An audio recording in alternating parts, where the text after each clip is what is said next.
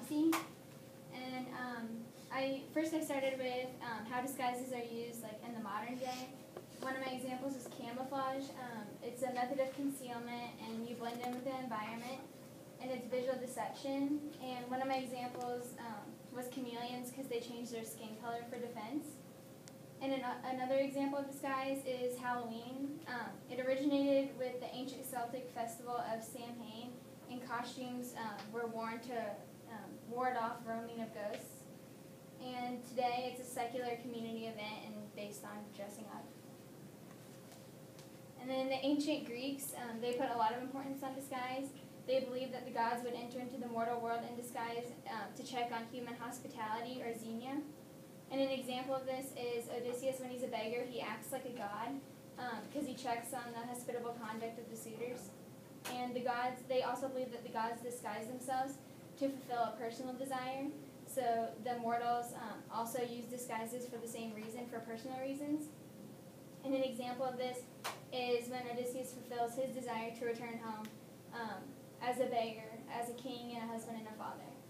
And the overall question that's kind of realized is, can the people that take on the disguises, can they handle them? The first person that takes on many disguises or goddess is Athena. She takes on the disguise of Mentes first, and Mentes is a family friend of Odysseus. And her purpose for transforming into Mentes, she's talking to Zeus, her father, and she says, "For my part, I shall visit Ithaca to put more courage in the sun and rouse him, to call an assembly." And so there's three parts to the plan. She's going to talk to Telemachus and say that he should call an assembly first, and then he should go to Nestor and Menelaus for news of Odysseus. And if he finds out that Odysseus is alive, then he should wait. But if he finds out that he's dead, then he should come home and form a funeral and give all the burial rites to him. And Athena tries to persuade Telemachus to go. And so she says, "I wish these men could meet the man of those days. They'd know their fortune quickly, a cold bed."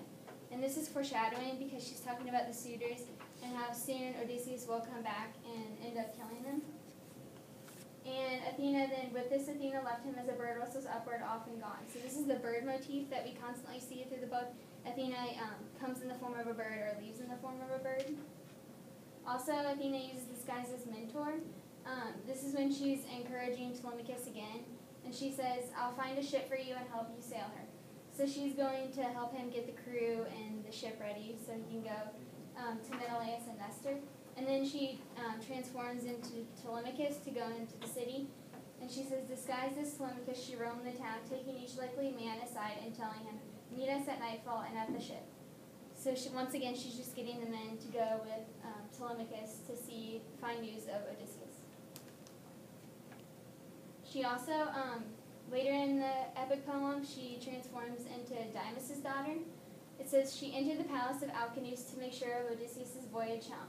So she goes to Nausicaa's room, who's the princess and the daughter of Alcinous. And the reason why she changes into Dymas' daughter is so she doesn't alarm Nausicaa and so that she can talk to her. And it says, "She grew visible as the shipmate Dymas' daughter, a girl the princess's age and her dear friend." And she tells Nausicaa that she should ask her father to bring the mule cart around so she can go to the river and wash her clothes so she could eventually get married. And this is just part of the plan to make sure that Odysseus does actually get home. And then when Nausicaa and her maids go to the river, they meet Odysseus. And Athena makes Odysseus look godlike so as to not alarm them as much. It says, "Athena lent a hand, making him seem taller and massive too, with crisping hair." And so they are not afraid, so now they're more inclined to help him get back to his home. And then on their way back, Athena tells Odysseus that he has to stay in her garden. Or Nausicaa tells Odysseus that he has to stay in Athena's garden, so the men don't spread rumors about her. And so it says, "Athena poured a sea fog around him as he went." So this is when he's on her way to Nausicaa's and Alcinous' palace, and she pours a sea fog around him so he's not seen and nobody stops him. And then Athena transforms into a small girl, hugging a water jug, and this is just so she can lead him to Alcinous' palace. And one of Athena's epithets we see quite frequently is the gray-eyed goddess. And epithets are a way to describe or name characters, and there's several throughout the novel. And then we see Athena transform into a shepherd. This is when Odysseus finally reaches home at Ithaca and he doesn't know where he is. It says Athena came to him from the nearby air, putting a young man's figure on, a shepherd like a king's son. And at first, Odysseus doesn't know it's Athena, but once she starts describing Ithaca and the place where he lives, then she reveals himself to her. And then this is a picture of Ithaca. And then the last scene that Athena transforms is during the battle at the end of the epic poem. Odysseus is fighting the suitors, and Athena comes in the weapon room, and she makes an appearance as mentor. It says, now into the gracious doorway stepped Zeus's daughter Athena. She wore the guise of mentor. And at this point, she's not actually giving help in the battle. She's just encouraging him. And once again, we see the bird motif, because then she transforms into a swallow and watches the battle ensue. And this is a picture of Odysseus and his bow fighting the suitors. Penelope also uses disguises. The first one that we see, she wants to make an appearance in front of the suitors, and she doesn't really care what she looks like. However, Athena has a different plan in mind. She wants to set her beauty high in front of Odysseus and Telemachus. It says, she endowed her with mortal grace. With ambrosia she bathed her cheeks and throat and smoothed her brow. And the next example we see is the loom. This is probably the greatest deceit or disguise that Penelope uses. She's weaving a shroud for Laertes, and she says that she has to finish before she'll marry any of the suitors. And this is one way she tricks the suitors, and she says, so every day I wove on the great loom, but every night by torchlight I unwove it. And so for 3 years I deceived the Achaeans. So we see this deceit. So during the day she's weaving, and at night she unweaves it. And this is just to put off her marriage, because she wants to be faithful to Odysseus. And this is a picture of her weaving, and the suitors are trying to hand her flowers. The next part is the antagonist in the story. On Odysseus' way home, he encounters several. And the first one's the lotus eaters. They live on the lotus flower, and Odysseus and his men come upon them. And we see this deceit because it says, who showed no will to do us harm, only offering the sweet lotus to our friends. But those who ate this honeyed plant, the lotus, never cared to report nor to return. So we see that the lotus eaters kind of entice them in with these flowers, and then the people never wish to go home again. And the next is Circe. She lives on the island of Aiaia, and Eurylochus, she's a nymph, and Eurylochus and 22 men go to Circe, and she feeds them, and then they turn into pigs. And this is another example of disguise. It says, on thrones she seated them in lounging chairs while she prepared a meal of cheese and barley, and amber honey mixed with pomegranate and wine. And then she shuts them in a pigsty. And another example is the sirens. Circe warns Odysseus and his men of the sirens. She says that they should plug the men's ears so they don't try to escape, but they should tie Odysseus up so he can listen to them. It says, crying beauty to bewitch them coasting by, woe to the innocent who hears that sound. The sirens will sing his mind away in their sweet meadow lulling. So we see that they're going to use music to kind of be deceptive and bring them in. The greatest disguises shown are with Odysseus. He's the protagonist of the epic poem, and his epithet's the great tactician. What I found interesting is throughout one quote in the book, he's actually commenting on disguises. He says, in looks a man may be a shade or a spectre, and yet be a master of speech so crowned with beauty, that people gaze at him with pleasure. A handsome man, contra-wise, may lack grace and good sense in everything he says.